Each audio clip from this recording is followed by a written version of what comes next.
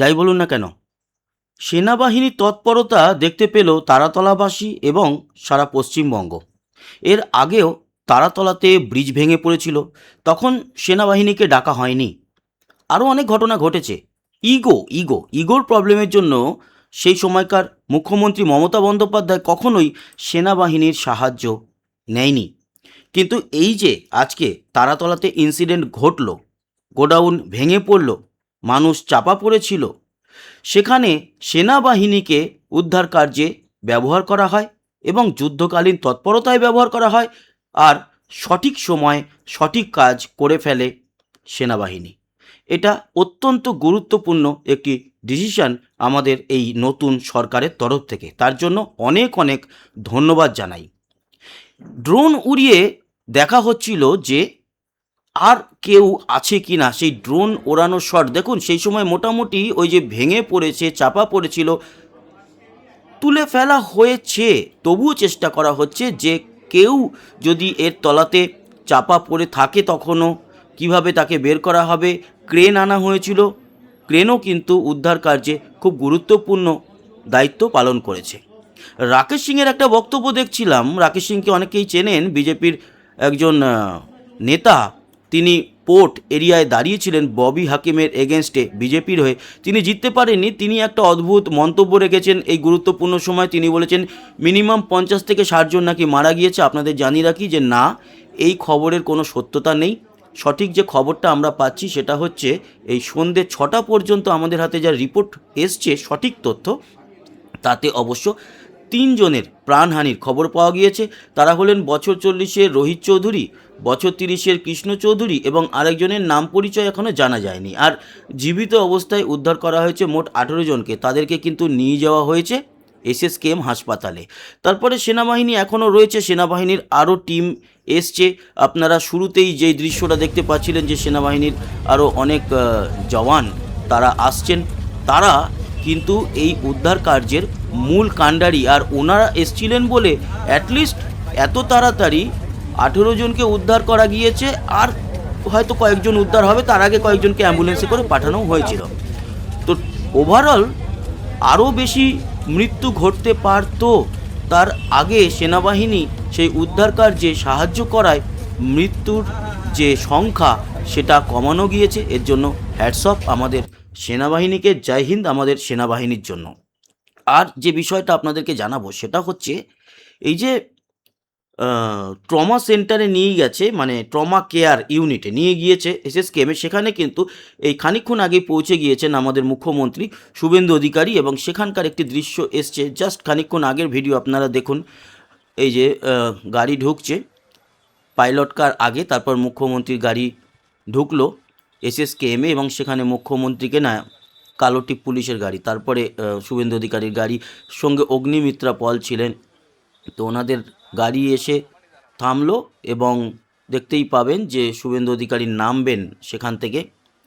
এই যে গাড়ি থেকে নামছেন মুখ্যমন্ত্রী, এবং তিনি কিন্তু সবার সঙ্গে দেখা করবেন, তাদের শরীর স্বাস্থ্য কীরকম আছে, ডাক্তারদের সঙ্গে কথা বলবেন, তাদের পুরোপুরি যাতে সুস্থ করে বাড়িতে পাঠানো যায় তার সমস্ত ব্যবস্থা রাজ্য সরকার দেখবে, সেই সমস্তটাই জানিয়েছে।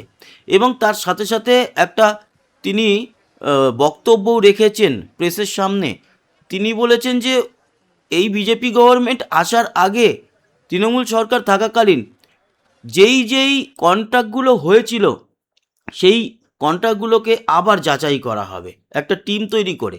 ততদিন অবধি নির্মাণ কার্য বন্ধ থাকবে। যদি নির্মাণ কার্য চলাকালীন এই ধরনের ঘটনা আবার ঘটে তাহলে সেটা কিন্তু খারাপ দৃষ্টান্ত হবে। ফলে এখনই এই সমস্ত যা কন্ট্রাক্ট হয়েছিল সমস্ত পজ করা হবে, যে কাজকর্মগুলো চলছে অন্যান্য আরও জায়গাতে। এবং ওনার বক্তব্য কি সেটাও আপনাদেরকে শোনাই, গুরুত্বপূর্ণ বক্তব্য। এবং সত্যি এটা দরকার আছে যে একটা পরিকাঠামো তৈরি করে কোন কন্ট্রাক্টর এই কন্ট্রাক্ট নিয়েছে, বা এই যে ইনসিডেন্টটা হলো তারাতলায় সেই কন্ট্রাক্টর অন্য কোথাও আরও কাজ করছে কি না। কারণ এখানে তো প্ল্যান প্রোগ্রামের গণ্ডগোলই জানা যাচ্ছে।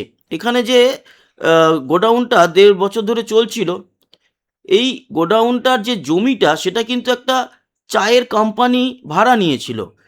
জমিটাকে, এবং তারাই এ গোডাউন তৈরি করছিল। এবং চায়ের কোম্পানির তো আর দোষ নয়, তারা একটা টেন্ডার ডেকেছে তাদের এই গোডাউন তৈরির জন্য, এবং একটি কন্ট্রাক্টর সংস্থা তারা নিয়েছে এবং তারা কাজ করতে গিয়ে এই বিপর্যয় ঘটিয়ে বসেছে। ফলে এটা সম্পূর্ণ সেই কন্ট্রাক্টর যে সংস্থা তাদের উপরে বর্তায়। তো সেই সংস্থা যদি অন্য কোথাও কাজ করে সেখানেও যদি এরকম হয়ে থাকে বা আগামী দিনে হতেই পারে, তার জন্য আপাতত পজ করা উচিত এই কাজ। আমাদের মুখ্যমন্ত্রী কি জানিয়েছেন আপনাদেরকে সেই বক্তব্য একবার শোনাই। গোটা কলকাতা কর্পোরেশন এলাকাতে নির্মীয়মান আগের আমরা সরকারে আসার আগে যে প্ল্যান স্যাংশন হয়েছে, কেএমসি কমিশনার এবং ইউডিএম এর মিনিস্টারের উপস্থিতিতে আমি জানিয়েছি, এটা পরবর্তীকালে হাওড়া এবং বিধাননগরেও আমরা করব,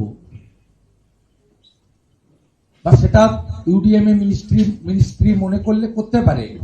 কিন্তু আমি সরাসরি নির্দেশ দিয়েছি কেএমসি কে যে আন্ডার কনস্ট্রাকশন যত আছে, বিশেষ করে কমার্শিয়াল বা যেখানে জলাশয় বুঝিয়ে হয়েছে, আগের কর্পোরেশনের বা সরকারের যে আমলে অনুমোদিত প্ল্যান, 31 জুলাই অবধি কাজ বন্ধ থাকবে এবং অডিট হবে। অডিটে PWD, civil defence, fire, Kolkata police এবং কেএমসি থেকে টিম বানিয়ে দেওয়া হবে। চিফ সেক্রেটারি গাইডেন্স দেবেন, তার ডাইরেকশনে টিম তৈরি হবে। সেই team site plan, building plan এবং স্পট তিনটে ভিজিট করে একটা রিপোর্ট বানাবেন।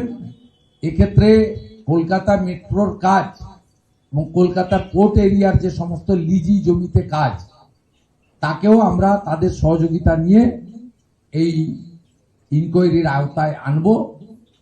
এনে আমরা তাদেরকে, যাদের সব ঠিকঠাক আছে, তারা আগস্টের 1 তারিখ থেকে পুনরায় কাজ করতে পারবেন। এক্ষেত্রে জরুরি পরিষেবা সংক্রান্ত কাজ বাদ থাকে। শুনলেন, এটা খুব গুরুত্বপূর্ণ একটা ডিসিশন, এটা নেওয়ার দরকার ছিল। এবার সমস্ত কিছু দেখা উচিত, কোথায় কি ঘোটালা হয়ে আছে, কোথায় কোন কন্ট্রাক্টরকে টাকার বিনিময়ে কাজ দেওয়া হয়েছে। এই সমস্ত কিছু না দেখলে আবারও ভবিষ্যতে এই ধরনের ঘটনা প্রতিনিয়ত ঘটতে থাকবে। ইমিডিয়েটলি এই যে স্টেপ নেওয়া হয়েছে এটা খুব গুরুত্বপূর্ণ। এবং আবারও বলছি সেনাবাহিনীকে একেবারে যুদ্ধকালীন তৎপরতাতে নিয়ে আসা এবং তাদেরকে ব্যবহার করা এই উদ্ধার কার্যে, এটা অত্যন্ত বুদ্ধিমত্তার পরিচয়। তার জন্য হয়তো এই মৃতের সংখ্যা 3-এর মধ্যে আটকে রয়েছে, সেই সংখ্যা আরও অনেক বাড়তে পারত, আর এত তাড়াতাড়ি 18 জনকে তো উদ্ধার করা যেত না। বন্ধুরা, আপনারা মতামত জানাবেন, আপনাদের সাবস্ক্রাইব করে সঙ্গে থাকবেন এই দ্য বেঙ্গল টিভি চ্যানেলে। আর অবশ্যই আমাদের সঙ্গে যুক্ত থাকবেন, লাইক আর শেয়ার করতে ভুলবেন না ভিডিও, এবং কমেন্টসে আপনার মতামত জানাবেন। ধন্যবাদ আমাদের সঙ্গে যারা জুড়ে আছেন। আবার দেখা হচ্ছে, টাটা।